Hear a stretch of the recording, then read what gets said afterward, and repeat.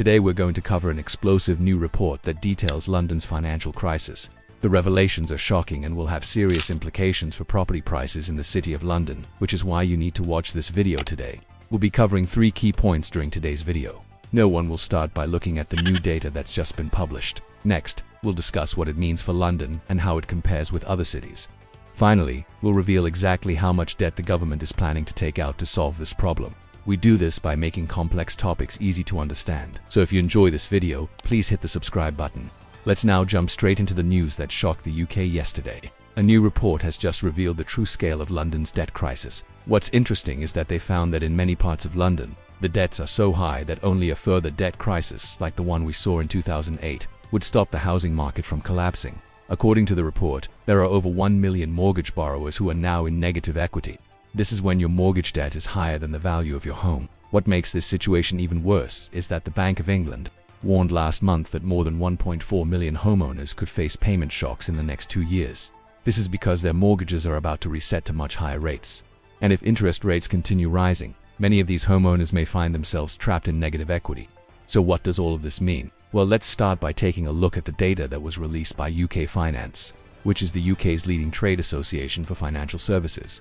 They found that in the first quarter of 2023, 36,400,000 mortgages were in negative equity. That represents 11% of all mortgages in the country, and it's double the number from the previous year. However, when we take a closer look at the data, we can see that it's not evenly spread across the country.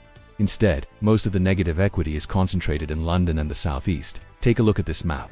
The darker the red, the higher the percentage of homes in negative equity. As you can see, London is particularly badly affected, with around 1 in 5 homes now in negative equity. So why is this happening? Well, the main reason is that house prices in London have fallen by around 10% in the last year, but people still have mortgages on them at higher rates. Take a look at this graph. It shows the average house price in London since 1995. As you can see, house prices have been on an upward trajectory until recently. Now they're starting to fall back down again. But that's not all. If we look at this graph here, we can see that mortgage rates are also rising. This is because the Bank of England has been increasing interest rates to try and bring down inflation. But the problem is that when interest rates rise, it makes mortgages more expensive, and that's causing some people to fall into negative equity. Take a look at this graph. It shows the average mortgage rate in the UK since 1995. As you can see, mortgage rates were relatively low up until 2008 when they started to rise, and now they're rising again. But this time, there aren't as many people on fixed-rate mortgages. Now let's take a look at how bad this really is. According to UK Finance, there are over 1.4 million borrowers who are now in negative equity. That's 4% of all mortgages in the UK, and it's double the number from 2 years ago. On top of that, we have to consider the fact that interest rates are rising. And if they continue to rise, more and more people will fall into negative equity. In fact, the Council of Mortgage Lenders predicts that as many as 2.2 million homeowners could be in negative equity by the end of 2023. So what does all this mean for London? Well, it's not good news. If people can't sell their homes, then they're going to be stuck in negative equity, and that's going to lead to a collapse in the housing market in London.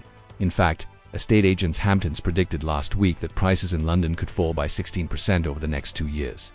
That would be the biggest drop since the financial crisis. Now, while this would be good news for first-time buyers, it's not good news for homeowners. For example, if you bought a house for £500,000 5 years ago and prices have now fallen by 10%, you've lost £50,000 of equity in your home.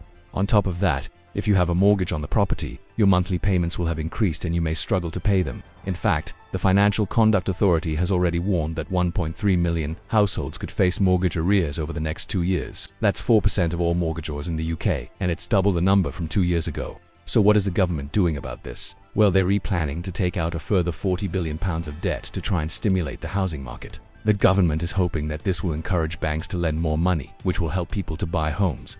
However, this is likely to increase the amount of negative equity in the market, and that will lead to a further collapse in prices. So it's not clear that this will actually fix the problem. Instead, it may be better for the government to do nothing and let the market correct itself. After all, prices have risen by over 100% in the last 15 years, so a correction was always going to happen eventually. Ultimately, the government is between a rock and a hard place. If they do nothing, then prices could collapse and people will lose their homes. But if they intervene, then they'll be adding to the national debt and inflation could get out of control. So it remains to be seen what the government will do. But one thing is for sure, this is a very difficult situation. So what should you do if you're worried about falling into negative equity? Well, the first thing to do is to speak to your lender. They may be able to offer you a temporary payment holiday or a reduced rate of interest. You can also speak to a financial advisor who will be able to help you to manage your finances and create a budget. Finally, if you do decide to sell your home, you should speak to a good estate agent. They'll be able to help you to set the right price and market your home effectively. Thank you for watching this video. If you enjoyed it, please hit the subscribe button.